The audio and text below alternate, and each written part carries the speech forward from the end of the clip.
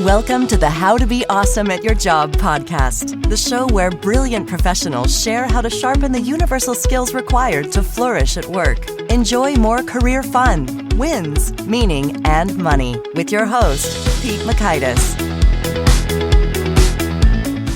Hello and welcome to episode 909 with Tracy Maylett and Tim Vandehey. If you've ever struggled to get stuff all the way done, if you start things and then you stop things because you're distracted, it's bored, you just don't feel like it sucks, you're just not going well, all those sorts of unpleasant experiences that result in you quitting, Tracy and Tim, they got some tools and some wisdom to help you persist and get her done. So you'll learn 1, why we often fail to finish things and how to fix it. 2, the 2 things that will help you get through any task. And 3, how to break the cycle of failure with magic. Yes, that's an acronym, MAGIC. So if you want to check out the show notes or the transcript or the links to items that we've referenced, please visit us at awesomeatyourjob.com/EP909. And here's a bit about Tracy and Tim. Tracy is a CEO, organizational psychologist, researcher, and professor. And Tim Vandehey is a journalist, columnist, and New York Times bestselling ghostwriter of more than 65 nonfiction books. They've teamed up to make some magic happen in this book, Swipe, the science behind why we don't finish what we start. So big thanks to Tracy and Tim for sharing the wisdom with us, and big thanks to our sponsor, Dash Hudson. If you do marketing work and manage social media, it can feel totally overwhelming to navigate the ever-changing landscape of all that stuff up on social media. Great marketers need access to the latest insights and best practices to thrive without spending eons keeping up with the latest of everything. And a great resource for that is Dash Hudson's Social Media Trends Report. Dash Hudson is a social media management platform that delivers sophisticated insights and workflow tools. Dash Hudson is trusted by thousands of brands like United Airlines, Rare Beauty, and Procter & Gamble. Ever heard of them? I have. It keeps you in the know and saves you time, and Dash Hudson is now proud to offer their highly anticipated Social Media Trends Report. This free report unveils the social media industry's leading trends and insights. And I think my favorite insight that I got as I read through it, and there were several, was that creators who posted on behalf of a brand on Instagram had 16 times the engagement rate as compared to the engagement rates when those brands directly, natively engaged on Instagram. So look at those influencers being all influential like they're supposed to be. That's good to know. You can learn that and a whole lot more by downloading their trends report and signing up for a free 14-day trial of Dash Hudson today at dashhudson.com/podcast. That's spelled DASHHUDSON.com/podcast. Now, here are Tracy and Tim. Tracy and Tim, welcome to How to Be Awesome at Your Job. Thank you. Pleasure, Pete. Appreciate it. Thanks. Thank you very much. Well, I'm excited to dig into the wisdom of your book, Swipe, the science behind why we don't finish what we start. I am guilty of starting a lot of things that are unfinished, so I am particularly jazzed to get into this. So maybe for starters, could you share, was there a particularly surprising or counterintuitive discovery you made while researching and putting together Swipe? You know, this was interesting. We didn't set out to start writing a personal book about finishing what I, as an individual, start. We originally set out to think about why people are leaving organizations or disengaging in organizations. So to answer your question, I think the big aha for me as we went through this was, this is not just about the workplace. This desire or inability to continue what we start is actually something that's applicable to ourselves as individuals, not just only in the workplace. Mm-hmm. Yeah, Tracy and I have done 2 other books prior to this together with me as a ghostwriter. And we got together at the very beginning of 2020, really before the world shut down, and talked about, okay, what's our 3rd book going to be? It was intended to be the same kind of collaboration. And we came up with this idea about kind of the metaphor of swiping your smartphone as a shorthand for the distractibility of, in this case, the employee. We've done 2 books on the employer's responsibility for getting people to engage. And so we had this idea and we liked it. We went away to our own little personal writing caves and started making notes and working on things. And at some point in the summer, the COVID summer of 2020, we connected and we thought, this is a bigger book than just about employee engagement. This is something everyone does. And coming from the world of writing, I've been a freelance writer for almost 29 years now. My life is filled with people who have tried to start books and never been able to finish them. So it immediately resonated that I think this is a universal thing. I remember our conversation. I was sitting in my backyard. I said, this is a bigger book, isn't it? And Tracy agreed. We realized that this was universal. And so that's what we discovered not long after we came up with the concept was this is something that applies to just about everyone. Okay. So the ghost comes out of hiding. Yes. Yes. And that makes sense. I don't show up on film, which is a problem, but In many ways, your whole career is built on this principle of people not being able to finish what they have started. that is very true. Yeah. So that's a fun perspective there. So lay it on us in terms of the idea. What do we mean precisely by swiping? And can you paint a real clear picture for all of us there? Well, the idea behind the swipe, again, it started off borrowing from the analogy of swiping on a smartphone. The swipe, as we call it, and swiping, the verb. Swipe, swept. Yeah. I haven't really gotten into swept. I haven't really gotten the past participle and so on yet. I think we stayed with swiped. I think that was it. Grammar. How nice to meet a bigger grammar nerd than myself. Is this idea that when we are confronted with an uncomfortable situation or with discomfort, particularly in this case, as it pertains to attempting things that we have not been able to do yet. So when we find ourselves disillusioned, embarrassed, doubting our abilities, etc., rather than stick with it, we take a cue from the smartphone, let's say, where it's very easy to change your experience, sort of change your reality, just with the tap of an app symbol or the swipe of a finger. Boom, you're immediately onto something else. So the swipe is that reflexive, what I like to call hitting the eject button from whatever it is you're doing that's making you uncomfortable. And in the case of what we're talking about, it's attempting something that you may not have done before, and you reach that point where you've written 50 pages of your novel, and suddenly you have no idea where to go, and you say, to heck with it. I'll try this again later. That's what swiping is. It's that reflex of I'm not comfortable where I am. I'm going to immediately, reflexively change my reality so I don't have to deal with that discomfort. And remember, we started in the workplace here. This was all about this was pre-Great Resignation. This was as we were starting to look at what's causing people to disengage in their jobs. It was based on 50 million employee survey responses. So this is not a small data set saying, why are people leaving their jobs when these were once wonderful jobs and these are great people? We don't show up to work thinking, I sure hope today is awful. I hope the life gets sucked out of me in my job today. That's not natural human nature. The same thing when we're at home. Also, we don't begin projects with the idea that I'm going to not finish this project. So as Tim mentioned, this is very reflexive. A swipe is reflexive. It's not, we don't take this time to stop and think about it. And this book is really focused on that reflex and how to avoid that reflex. Mm-hmm. And I feel that in terms of, it's like procrastinating except broader, I think is how I'm hearing and receiving that, in that I might be doing a thing. It's kind of hard. It's kind of unpleasant. It's like, well, let's just maybe process some emails instead. That's easier. And so I have shifted my reality. If it were on a smartphone, I would swipe. On a Mac, I would command tab. It's like we're just going to move away from that window and onto another window of experience, which feels a little bit more manageable here. So I'm imagining that is not optimal for human well-being and thriving. Could you paint a picture of just what are the consequences when this is a habitual, reflexive lifestyle for folks? Let's talk about the neuroscience piece here for just a moment. The swipe actually changes the way our brain functions.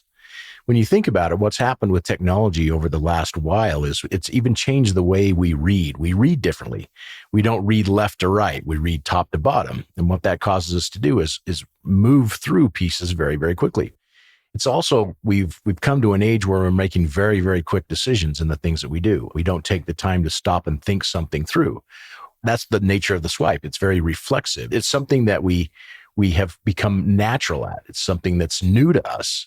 And because of that changes our entire thought patterns and the things that we do. One of the reasons that we decided to go down this route was Tim was looking at this and started talking about the pain and the regret that this causes. We find some interesting statistics in the workplace, for example. Right now, there are a number of statistics that show when somebody does leave that job, when they swipe past that job, we're seeing that as many as 30% of those individuals within the first 90 days quit the next job or regret that next job. So we develop patterns in our own lives, and those patterns become part of who we are. The other thing I think from to continue Tracy's neuroscience track is that what we also found is there's the idea of mastery, right? The more you do something, the better you get at it. I'm not going to cite the whole Gladwell 10,000 hours thing. That's been debunked. But the idea is if you follow through on something, you get better at it. What we found is that really only applies when you get past a certain point, when you finish something to completion, typically, because you have to get all the way through that awful first draft of your novel to know what you're doing. You have to get through that workout program to understand how your body is changing and how to do it, how to work out in the future.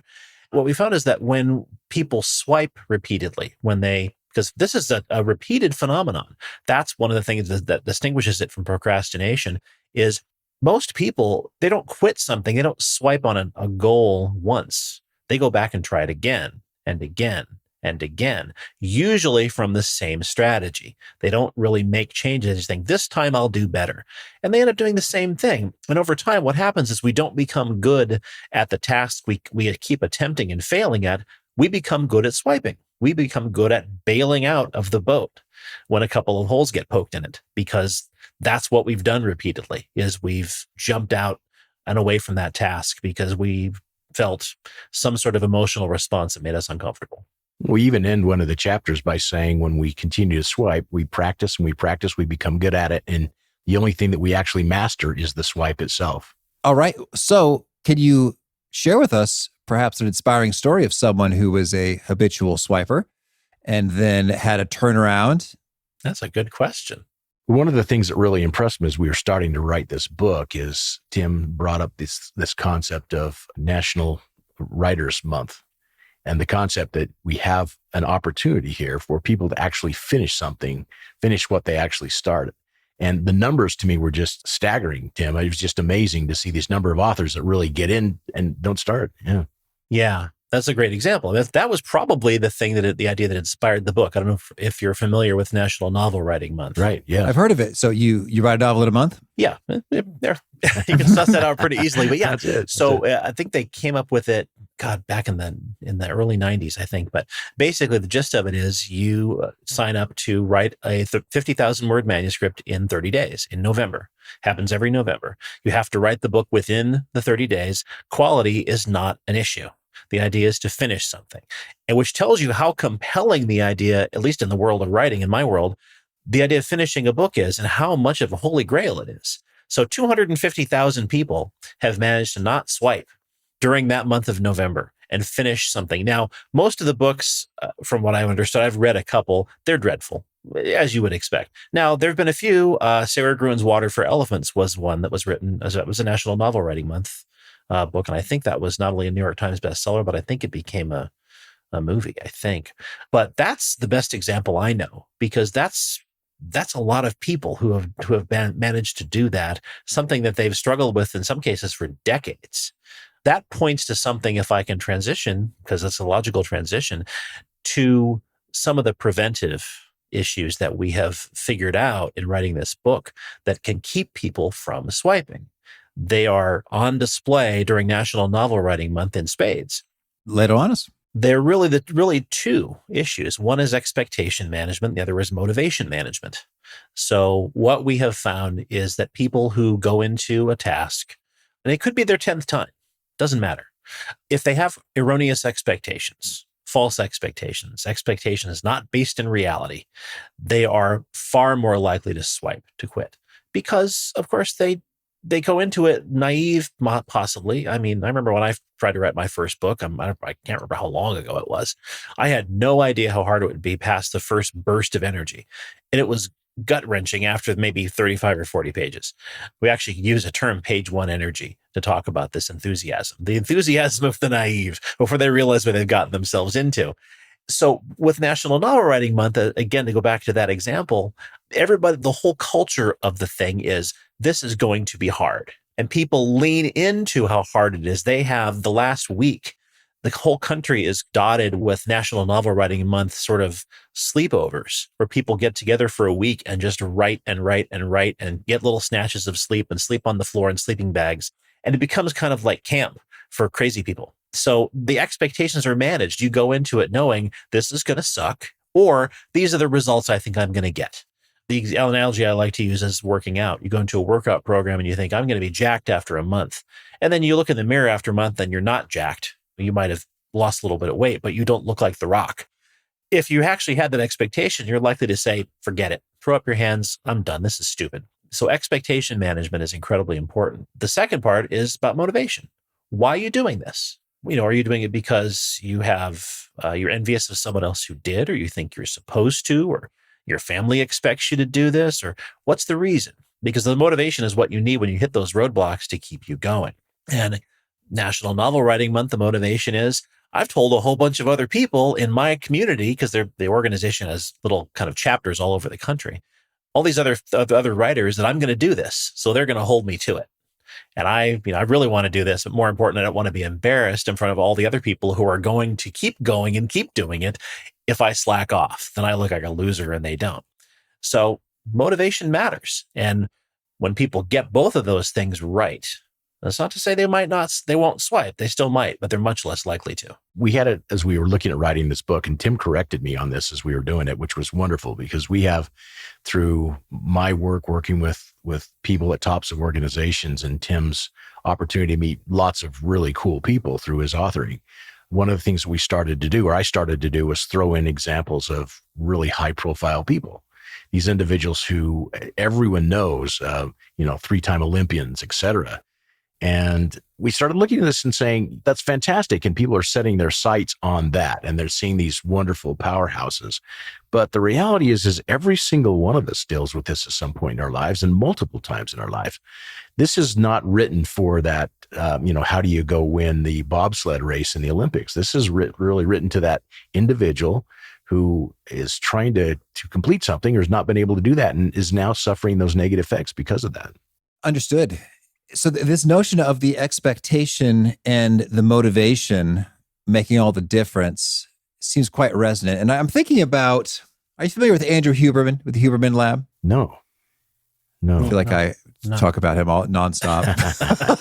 Educate us. Well, he's a neurobiologist from out of Stanford who's got a huge podcast. And so he'll just have multi-hour conversations about different topics in biology, or science and science-based tools for everyday life. Is his thing.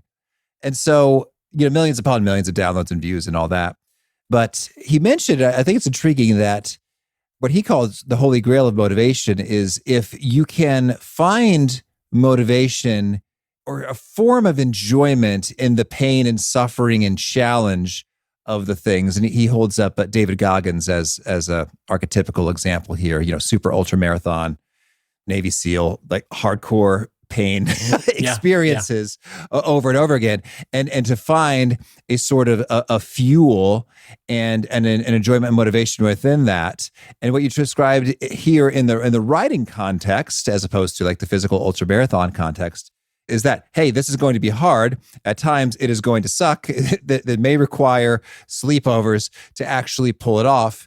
And rather than that turning people off ugh, no thanks, I don't care to deal with all that hassle.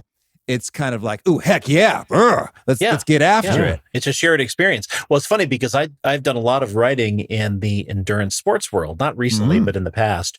And one of the mottos of marathoners and ultramarathoners and triathletes and ultra triathletes is that the winner is the one who can outsuffer everybody else. Mm-hmm. And I did a book for Chris McCormack, who was the Australian, one of the best triathletes of all time. And he used to say his motto was embrace the suck. Mm-hmm. So just, it's going to suck, accept it, get into it, make it part of the experience is that you're going to give yourself over to that. And the part of the satisfaction is knowing that really sucked and I got through it.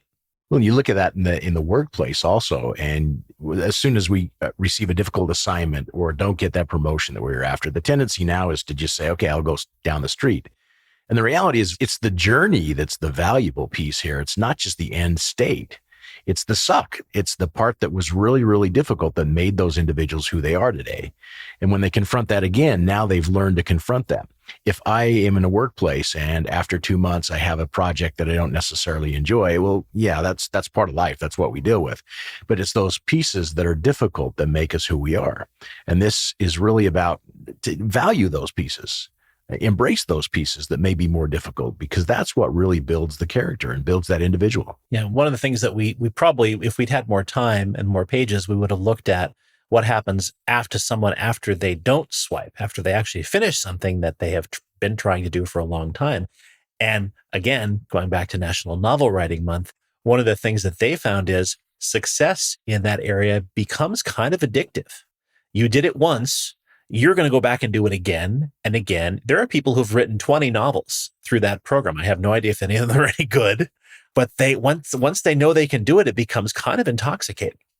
And I have no data on this because we didn't look at it, but my guess would be that's probably true for a lot of people in a huge range of endeavors. That once you actually able to get, especially if you failed a lot, if you've swiped repeatedly and you finally hit the finish line, I've been at the finish line of Ironman World Championships in Hawaii and watched people who managed to finish their first Ironman. The age groupers, have to finish in under 17 hours, and they finish at 16:55. And the first time they've ever been able to do it after multiple failures, all the pain goes away. They could not care. Their body could be falling apart. It's absolute exultation because they finally made it. It's amazing. Beautiful. Well, you also have a bit of an acronym to help us cure swipe, MAGIC. Could you walk us through this? Yeah, MAGIC was based on our work with employee engagement. What causes someone to engage in their job? So look at the opposite side of this. We know what causes people to swipe, what causes people to stay. Now, this isn't just specifically towards employment. This is any relationship. This could be with my children. This could be in my community. It could be in a workplace. But the idea here is when these 5 elements, and MAGIC is an acronym, when these 5 elements are present, I will tend to engage. And the degree to which these are important to me, some may be more important than others, and the degree to which these are fulfilled will cause me to choose whether or not I'm engaged and will continue forward. So that acronym is MAGIC, M-A-G-I-C. The first of those is meaning. So the M is meaning. When I find purpose beyond just the job itself, or when I find a reason why I choose to learn the piano, etc., whether there's something that's valuable to me, a purpose, I will stay and I will continue to do what I'm doing.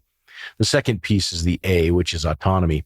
Autonomy is not anarchy. That's not our A. Autonomy is to be able to use our abilities in the best way possible, have the freedom to do so. So in the workplace, it does not necessarily mean I have free reign of anything I want to do, but I'm able to channel my skills and abilities to make that happen. That happens in a marriage. That could happen in any relationship that we have. When I use my abilities, then the next piece happens, which is G, growth. The opposite of growth is stagnation. If I'm stagnating in a community, if I'm stagnating in a workplace, I will disengage. I'll swipe. I'll move forward. The I stands for impact. Impact is seeing the results of your effort. So if I continue to work out day after day after day, and I'm not seeing a result of my effort, the likelihood of me swiping is going to be pretty high. So we measure that. We gain tiny successes along the way. And the final piece of that is C, the C, which is connection. Connection is a sense of belonging to something beyond just yourself. That could be a social connection. One of the reasons why the National Novel Writers Month is successful is not just I'm buckling down, it's that I'm commiserating with other people. Other people are doing this with me at the same time. That ability to establish those connections, connection to the workplace, connection to the environment that I'm in. When those 5 elements are present, meaning, autonomy, growth, impact, and connection, that's kind of the anti-swipe. It keeps me from moving forward. This was based again on, we started with 14 million employee survey responses and moved actually to 50 million employee survey responses. But we found that that's not just a workplace phenomenon. It happens in our lives as well. And so it's kind of what we saw as one of the areas for anti-swipe. Speaking of the anti-swipe, and related to what Tracy said about the workplace, the counter phenomenon that we defined in the book, as opposed to the swipe, was something we call tapping out. And that is especially relevant when it comes to the workplace. It's relevant in other areas as well, but where a swipe is a reflex that comes from discomfort, from fear, embarrassment, disillusionment, etc. And usually it leads to regret, because the things we swipe from are generally things that are good for us and that we want to do. We really want to finish that book. We really want to get in shape, we really want to save money, etc. A tapping out is an affirmative act. Tapping out is when that's not reflexive. We're choosing to walk away from a situation that is bad for us. You're in a chokehold. Yeah. You're starting to black out. That's I think right. now would be a good time to stop. So now the example I like to use is not a workplace example, but it's perfectly illustrative of this, is of the gymnast Simone Biles back in 2020. She chose to walk away from the team Olympic gold in the 2020 Olympics because she was having what they call the twisties, where she was unable to perceive her position in space while she was doing vaults and things, which of course for a gymnast can be incredibly dangerous. And she made an affirmative choice to walk away and choose her own physical and mental health over competing in the events. And, there was a little bit of pushback, but most people praised her for it. They praised her for putting herself first. And it was obviously a decision that she felt good about. That is the polar opposite of a swipe. Tapping out is an affirmative act. You feel good about it. It is not something you regret. It is something when you say, this is not a good situation for me, probably most commonly in a job. Now, the Great Resignation we talked about, a lot of those people probably disengaged in ways that had nothing to do with anything healthy.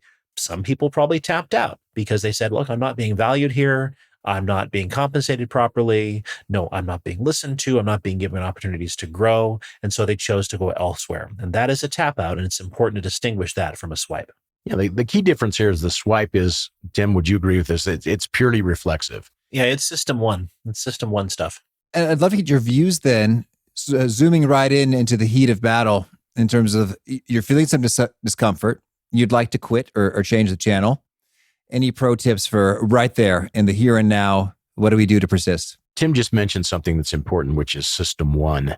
This is by the work of Daniel Kahneman. And it was really interesting. He said our mind is divided into two systems, system one and system two. System one is very reflexive. It is reflective. I don't stop. It's a reflex. It's something that I do out of habit, something I do just as a reflex rather than something that I have to stop and think about. System two, the acts that take place in system two is very reflective. It is something I stop and I think about. I pay attention to. I have to evaluate. I have to take thought that's in this. So the reason I'm mentioning these two systems is because swipe is truly a system one reflex. It is, I don't stop and think about it. I don't consider the consequences. I don't consider my motivations. I don't consider what really is involved in here, the expectations. System two requires that you stop and think about that stuff. Why am I doing this? What's important? What will be the end result of this? So in the book, we give a series of steps that you can actually go through to distinguish between the two of these. And one of those is to play it through to the end. If I make this decision right now and it were recorded on a VCR, how would this movie end? Do we even do VCRs anymore? If this were part of a film, how would this film end if I were to make this step right now?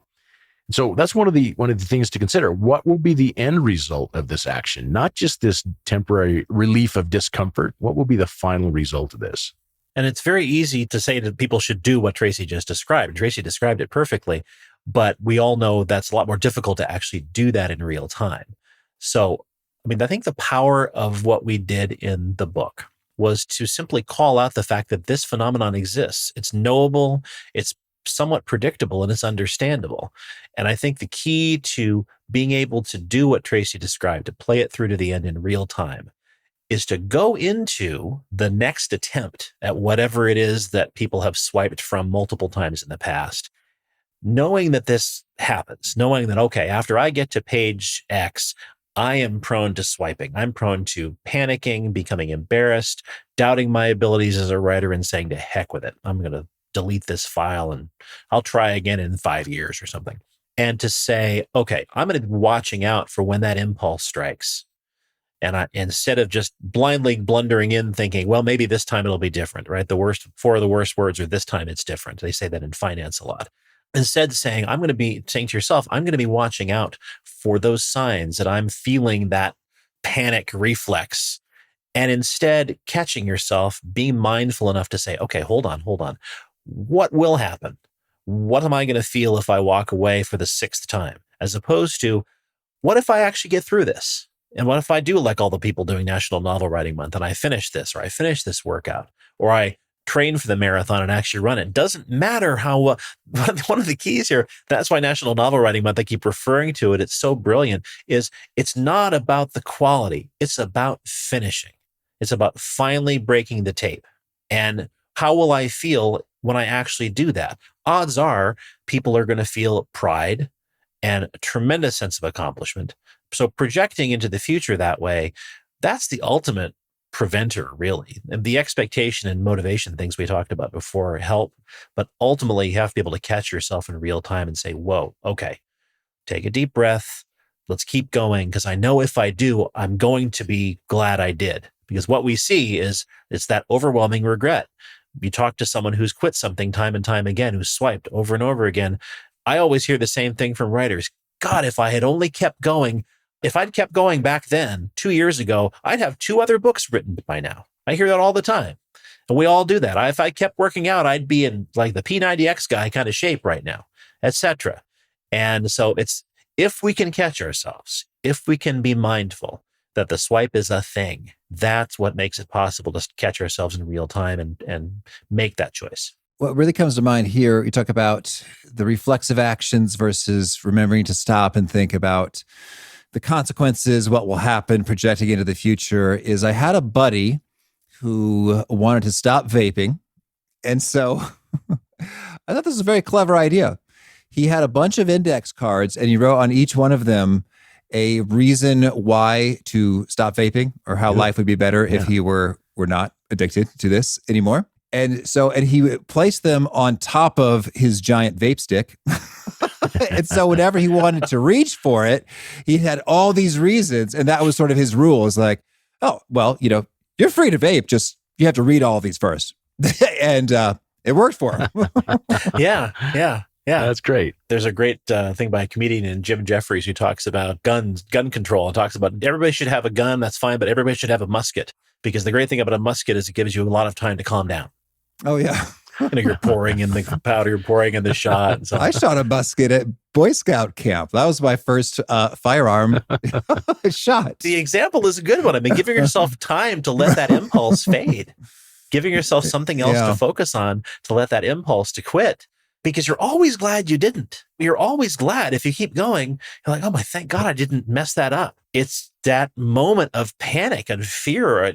A lot of what I see in the writing world when it comes to not finishing is either self-doubt or embarrassment. People are embarrassed to let people read what they've written, or they just get to a certain point and they think, I'm not a real writer because I can't get past page 55. Well, unless you have an outline and a bunch of character studies mapped out, neither can I. I've got to have a whole plan before I can do that. I've been writing for 30 plus years. So yeah, that's very well taken. Is finding a way to slow that impulse down and give yourself a chance to say, whew, I don't want to mess this up. I've come this far. And there also is a sunk cost aspect to this. The farther you get into something, it is harder. I think it is harder to swipe because you have more invested. If you're on page 250, it's probably a lot harder to swipe than if you're on page 45. Mm-hmm. So that's good. Well, Tim, Tracy, tell me anything else you want to make sure to mention before we shift gears and hear some of your favorite things. I think we covered the high points. I think so, but I do want to talk about some of our favorite things here, if that's all right. Can I hear a favorite quote? Something you find inspiring? I'll start on this one because it's one that, as we started writing the book, this came to mind, and then all through the book, and we used it a number of different times. And we credit a couple of different authors for this one. Just the simple quote that wherever you go, there you are. And that has a couple of different meanings behind it. The first one, when it comes to swipe, is if I am the person who swipes at this, and then I swipe at the next thing and the next thing, that's who I am. That's what I do. I swipe. Just moving situations, moving jobs. I'm still the same person moving to a different job, and nothing has changed about me. Swipe doesn't allow us to change. Swipe causes us to be the same person who we are, and then we expect to be somewhat different in a different environment. It just doesn't happen. So that was the first part of the swipe that I had to really understand for myself. Wherever you go, there you are. The second part of that says is when you think mentally here, let's suppose I'm sitting on the couch with my granddaughter. She's 4 years of age and she's just fantastic. And she talks and talks. And I may be thinking of something else, and I may be answering texts, and I may be thinking about my workplace. Well, I'm not actually, though my body is physically with my granddaughter, my mind is 2,000 miles away. My mind is on the East Coast. My mind is somewhere else. And that happens a lot. Swipe can happen mentally also. It's not just physical doing. I can swipe out of something mentally. I can swipe out of a relationship. So the idea that I might as well be sitting on a couch somewhere in Boston versus Salt Lake City, Utah, that's what happens when my mind swipes and goes to a different place as well. So that's one of the biggest pieces of learning for myself personally as we went through here. Wherever I go, there I am in those two contexts. All right. And a favorite study or experiment or bit of research? One of the things that I teach at universities, and it's been very interesting to work with students, particularly the rising generations of students. Some of these are extremely bright individuals. A lot of times we'll have them do a change project, change something about yourselves. And it's interesting that about half of those change projects come back saying, I feel like I have become something different because of social media. It may be, I feel like I'm less self-aware. I may not pay attention to some things that are as important. Some people were spending as much as 5 to 6 hours a day wasting their lives on social media.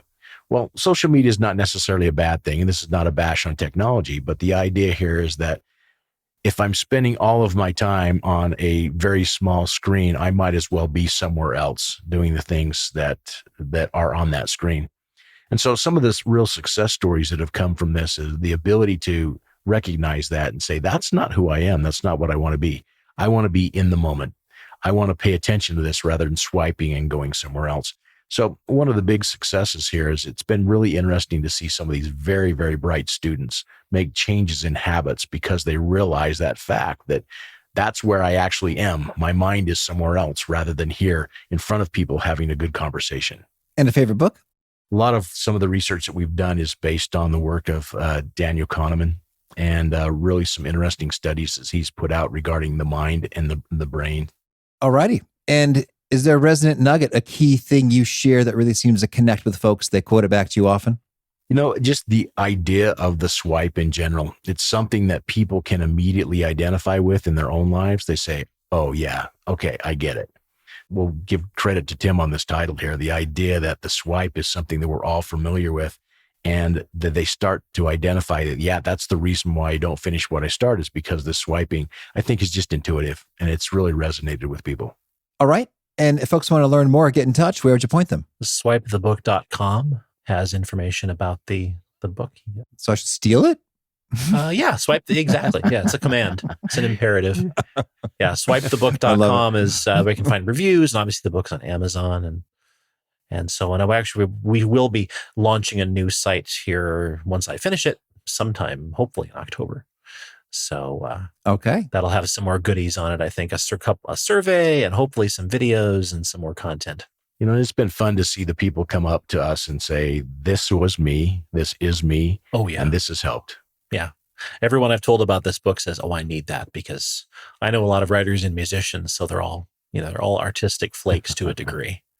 So. All right. And do you have a final challenge or call to action for folks looking to be awesome at their jobs? Well, I would say look at your expectations and look at your motivations. Getting those two things dialed in is critically important. And most people, especially expectations. I think people at a job feel motivated by the fact that if they don't do the job, they'll get fired. But of course, that just makes someone work just hard enough not to get fired. They don't necessarily engage. I don't think people take a good look at their expectations. By the way, do I get to share my favorite stuff? Let's hear a favorite quote and book, please. The quote is actually a quote about writing from Stephen King, from his book on writing, which is a wonderful treatise on the art of writing. And he says, writing talent is like a knife. Some writers are born with god-awful big knives, but no writer is born with a sharp knife.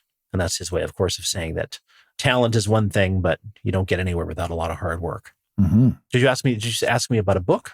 Oh, yes, please. It's Tom Wolfe's The Right Stuff. I've always thought that's one of the most brilliant books ever written in the English language. I'm a huge Tom Wolfe fan. Beautiful. Well, Tracy, Tim, this has been a treat. I wish you much luck and very few swipes. Pete, many thanks. Thank you. It's been a pleasure. I really love that perspective about how just a couple expectations set up front, adopted in advance, can go a long way in preempting the frustration and the quitting tendency. And namely that the first time you do the thing, you're not going to be good at it. The results will be maybe ugly. It will take probably longer than you thought. And secondly, there will be some suffering, some discomfort, some unpleasantness. And that is part of the game. And as opposed to being surprised, oh, shoot, this is taking a long time and I'm kind of not good at it and I sort of hate this. It makes all the difference if you say, yes, to be expected versus, oh, I guess this means this isn't for me and I should quit.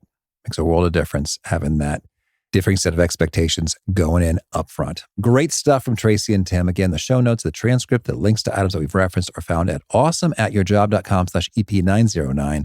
Hope to catch you next time, and peace. Thanks for listening. To get the most out of the show, we recommend 2 key things. First, check out the extra resources at awesomeatyourjob.com. You can find this episode's transcript and links, as well as the perfect episode for your situation. You can search the full text transcripts of hundreds of episodes or explore episodes tagged by topic and competency covered.